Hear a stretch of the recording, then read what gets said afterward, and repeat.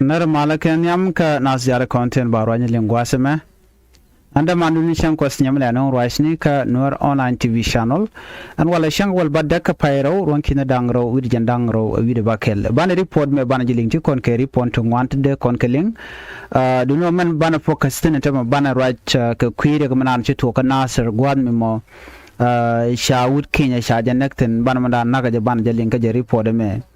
Dol kiinya mo jena let kimlet ka well food program so banamanan to kimenji to ga bekon linga no ngunchi to ka to kon ke report dien ke kiinya misala no nyɛja mi wade kuën Nuer duno wa sha lar no she man no chicken Nuer kana gorbana minu lengten ngum chore lat what was the reason and ana dong cha de kuën ke je Nuer banje linga je report me bukon we baka update to koken so ni channel mandan le road channel gorgwata me kan kon ya mijiram jidit ku subscribe ko ku channel we support komite mi shibere gwad be shamala shibeke ye kapes channel report me channel jeling jo chalat gwase me chalado na ne shy employee kilat Ramalet ka well food program KWFP shajanak ka chankara ka jok ka Nasser County ka South Sudan Upper State generated content ta kalwanke ji kuma la local authorities tin ku kuma kirmi yadit cikan jo mo cikan lat kamadan chalat gwasme so Nasser County Commissioner charwat ango charam mo chajanak Nasser County Commissioner Jan Shuale Chankot Ronjel ajaram dana la Commissioner ka joran chalat kije chigarwach ke radio tamazuch no ke chanka diok ka jok ke joran chalat kan michigarwach ke radio tamazuch akati kamanan chora lat Nasser County Commissioner Chankot Ronjel chalada wonene jene ke chanka diok ka jok chawut Kenyan mi national mi let ran Kenyan but could let ka South Sudan ke chawlet ka Nasser ngwadmo shode shale owet kaguyira jen shode shale owet kaguyira jena wale re la coordinator kanede konin tup ko kon dala nun ka ren yala den bawda kana ka Nasser County ka report chalat gwasa me ken no ka jodan kan lat mi goro badde je nyaka yekel en madan shala de ken ko de yen kula tekel ngaitin ano ngum la roda ki ngum shalat ka jen report me ko gwa ban madan la roda ban jelin kel and what exactly took place gwa the many chan min ling bakel gwa the man this incident happened yesterday in the morning at around 5 o'clock. When it happened in a place called Kuën, the bomb of Dishin Payam. The UN team went the day before yesterday. They went to Kuën. They sleep there because they usually go and drop the food from Kuën. When they reach there, they sleep. There was a person. I heard the head chief that he told me that there was a person who drowned. The only person who has gone in the village. Gwasa me lianga jagwa wa GUN wa shikben ka Nasser kan chicken win yandor shwale wuje shwale Kuën village wajen agwad mi la kan ya longten chewe kan calling ni ke lo ka longten no chewen gwada mo en wut Kenya na ko jen haga je ke ta DHA am kurun wang baka chemen chenen gwasa me waje ramadar nagra ramme mo cheyong ka kwang just ke we dan jikana de gwasa me benyo play bialing cause message me bialing very important kola nyone manan buto anyway chana me lat ka gwada me ki report chana jeling den ba kula lat ye ba explain me dale roda ko gwa ban te ke nget madan le roda gwasa me ne he just came, he did not talk with the guy. He just began to shoot. He shoot the person, then he ran to the grass. He ran to the bush. When I hear the problem that has happened, because I was called by the sub-chief who is in the place. He called me. I called the chief who is representing the Payam. I tell the chief that you go with the youth. Go and look for the person. If you get him, you catch him and bring him to the town. they start moving from Dugbik. When they reach court, the person came to Wando. It was served by the resident in Wando. Then they called the chief. Then the chief come back with the youth. They ran after him. When he ran after him, I called also the people from Kir. When I was informed, I called the people of Kerwan Payam. I talked to the chief and the Payam and the Seta. I told them that you held those people to look for this young person, the person who killed the UN personnel. Then they all ran to the bush. They have been looking for him, but they didn't find him. Gwai report shaling gwas me Ramadan Roch alla Ramadan sha nagaran Kinya na gajaga Nasser Ramadan nagaran wache yongo kwang chamat ka kwang ka war chidam ngai kona mishamat ka kwang wache ben ka war, and then from there show ran Kinya na mo shweja bar ka bar road show bar Chiram Rai Guasa Mejan County Commissioner Sham Quadron Jel Chirman Shaling, Wajan Chai Yorika no Chirike talk, and then Shona Yogo we are go Ramadan China Gardan Nagran, Bay Larshu Ramadan Nagran, Chalat Bogwasame. Chicham Quadron Jenisha condemn and Tadana Shanak Ramam Ran humanitarian. Ramanagran Choda Bar Kanajik away. She can read a leka cha quara content when a kapayam and cha jugono yen ya goreje. She will come when village and guadana granton, Chinawunaka Vitiko Ken, Waram dancer and a wajagur. And then from there, Mishagurno de Jakava, charge a jack, look, they are looking for that person up to now, Kajoran Chalat. Ramadan and Shanak, Jen Chajanang Burke reported on a Shaling, when Chalat Guasme. Waketa welkele yamla 11 am pan chaja nang bur in gwadan chanangten kajo ikalat gwasme kan ku kan do badan man nak je wud mo quicken badno Ramadan nagran chala do gen ram mo che yongo kwan ki chamat ramala suspect gwadme wacho le chen ko jogdup suspect chale chen ko jogdup okay Shanko jog dup Ramadan and Wachiran Chenek Kache Dol Kinya na Moche Jenek Dol Kinya let Kenny Kon La Kun La Jatupke led la humanitarian a coordinator. Wa big panga JQ Toj and Guadamo Cochico Longton, then from there she would have been a worker wa Ramadan take a micro or a Kajan area mo. Jen Benaga Michael Shuram Shuanak and then you wrote Shubar. Would you chalkamo Chanko jog dup Michiranak watch or bar, but Chalat Guas Mekan one and Shake the charger Kev Canadaman. Shake the Canadaman Chaka Kev Guadana Cano Jictin, and Ochina no Guadana ticket in Shadaman Chakev, Akacha Chig the Chakev. Already in Michelle Kasham Kodu Yualawa acting director, Care Relief and Rehabilitation Commission, Canasser County. Yaladon may a tragic loss communities. Nere con let humanitarian food assistant, she needed a nut. No. Coordinator Kala coordinator mo Kajuel food program no Bakun Bajano. Local relief official Kaladonena. Tan Nakadana Kanishi Mugwa Jagabara mo Baja Gorgon Roban Lat Kenajano. China method million Guadamalat Kena. The incident happened around 5 a.m. in the morning. The guy who attacked the compound of UN was a drug addict, and then he went to the compound and also he's also shoot the gunman, right? And then the gunman ran away. After that, and then he entered the compound of the UN and also shot the airdrop coordinator. He's the international staff. He's a Kenyan. There, whereby the incident will start. Even now, the commissioner is running up and down to search for this guy. The local authorities are now going to search for this man to bring him to the justice. Joe Shalem Guasme Ramadan and Shirek Shilarwana Gorkade. Janawara Mike or Ramela Mala Metka Kwanki, young Kwanka report on Shalat Guasme Kajaram Tinijan Kamaika or the Kajan area mo.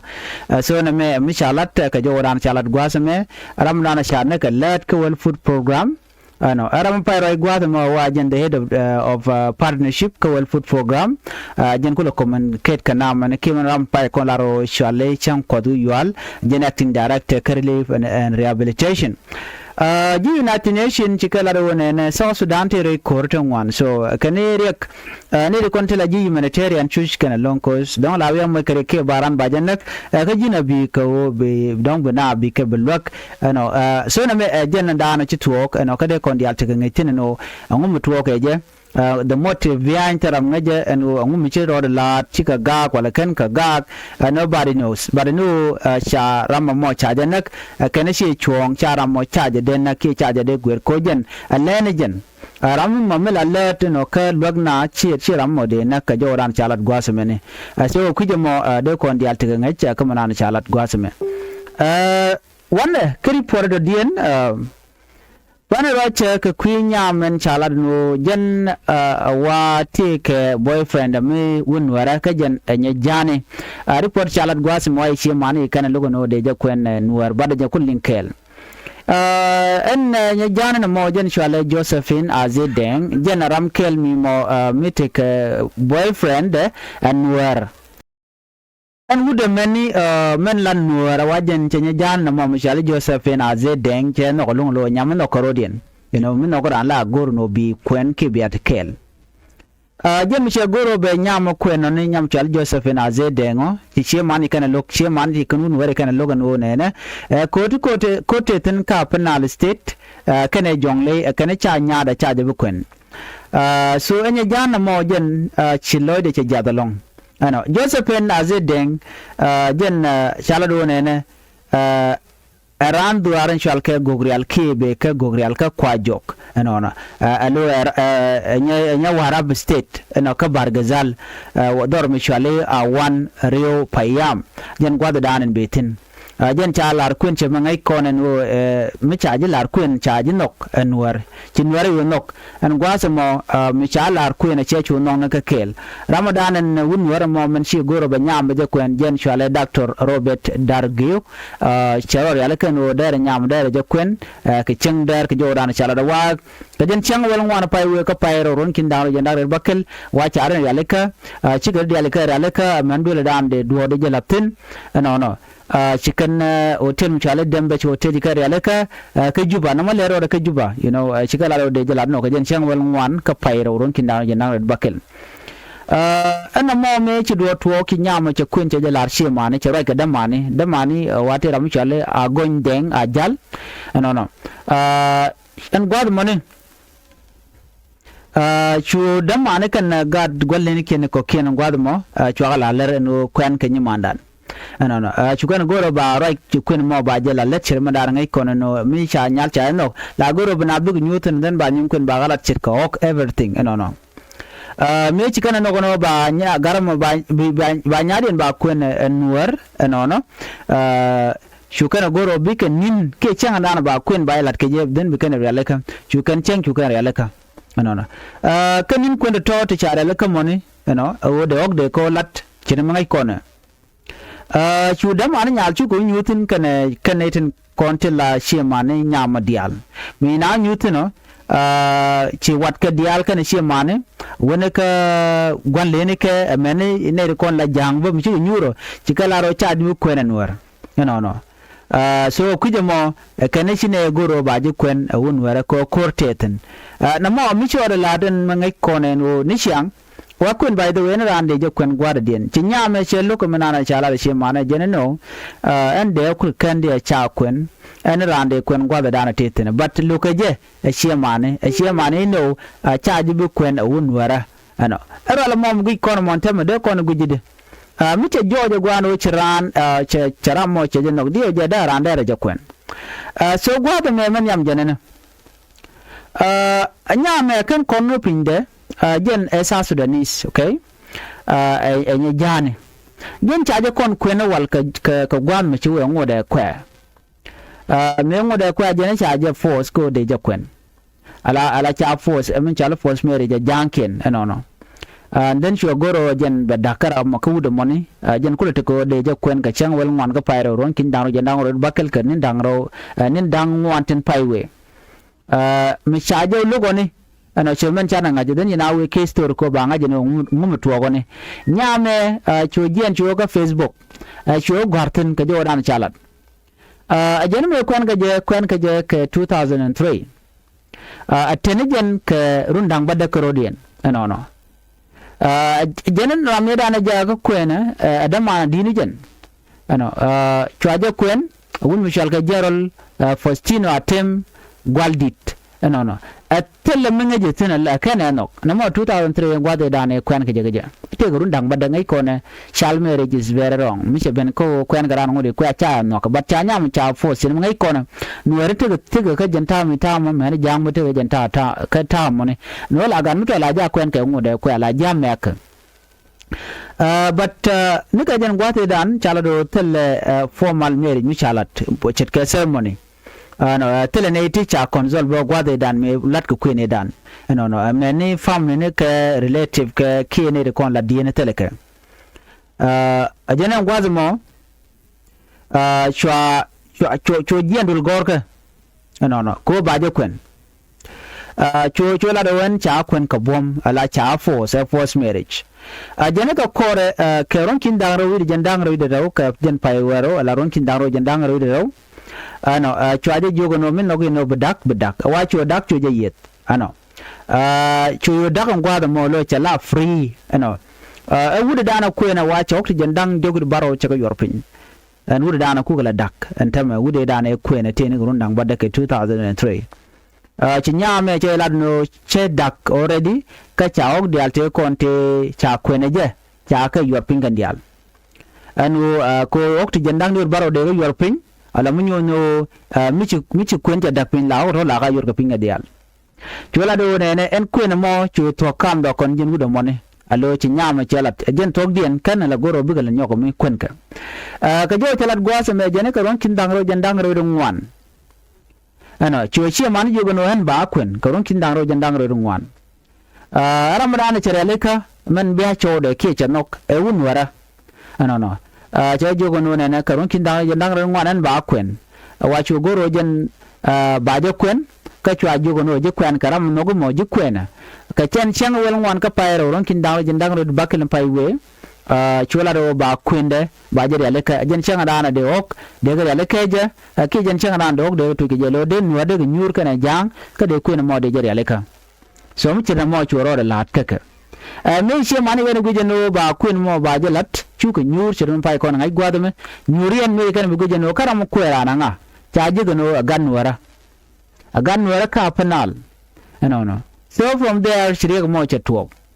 so chu jang yu kala do no chin cha nya de cha je kwen chi mane men da mane mene re ko ken ka culture in chu kala do cha nya de cha je kwen ntama ko to ko je tin ka panal kana jongle state so na me mi cho de lat ka ken mane alo mi nyu de chi dwar che we ka siasa ya chi we ka politik chi nyam che kula do ne en wo kwen karan e choice ran de kwen gwa dan titin no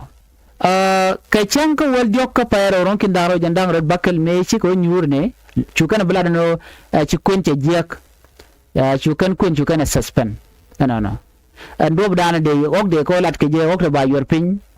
ka jen hotel charel na jitin chukan gak an gwado mo chwa jen nyam chwa chole national security official a cancel mon kana to chukan woni you gonna to and tele michal ke kwen chaga jogo no ne an chedda ka chodo already kine le te kel so tel gwam mo de pino kwen ka ta ga chonko de kwen ajan na ban South Sudan transitional constitution ba charan grantee ke je kamlon ano de ji kwen ano min no jeno ba ji kwen ajan wude da na she kwen ngode ko achine dak so right now I'm ready I'm free and I'm go ma de lat but right now I'm link ko na me nyame cha kwene cha de pe ka do mi shajen awa cha de kwene nuer e ko nyi na ka jong le kana penal na me be ka jang so quick on no what will happen next mi ba tetina kwen ke cha tung to ko no teram ngaje ka nyame je no am committed no ba dil kwen nuer kana mon se ne me je report am de konling nyale free anywhere de je kwen as long as ba jo chenga gwa anyok min din jen je ne nuer mi che nyal che je kwen la ja chenga gwa ano lại chẳng ở quán lấy mi wun mi mà mấy yong quán cho nó để la rồi chứ nhal chơi để quán bọn mi wun vừa mà qua đây nhà mà đây là chơi chẳng qua pek chơi cái đấy có wun vừa cái này thì go at chimi je kana go de kana let ka men ken la chen ken men ken la kwar so kuje mo nyame che choice mu ga che je mekan wo ba je kuën Nuer dumi cha kuën yo por bedare yo gwabre jogo no be kan Nuer community ke no society bedap ka gat ba chol no ka gan Nuer but right now cha kuën mo cha kapchong anyway by ne no all the report ko na to ku kuën mo but right now cha kuën cha kapchong ka ku quarantine and to ka jong le kana panal kwa kuje no mi ku ko to kur the tetin wal lokan Nuer ko to ko tetin nobody know kama cha je no we mean that china de la kuën Nuer kana janga de la kuën de gag de kana la bano constitution odi tel mugoro bran bo kuën gwara de mram cha kuën ka tribe de mi Nuer bon wa kun ka Nuer bu jam wa kun ka janken so no mo de kana la ka constitution but not yet ban mandale ro ban janga ka gwadon be en be atema lu ba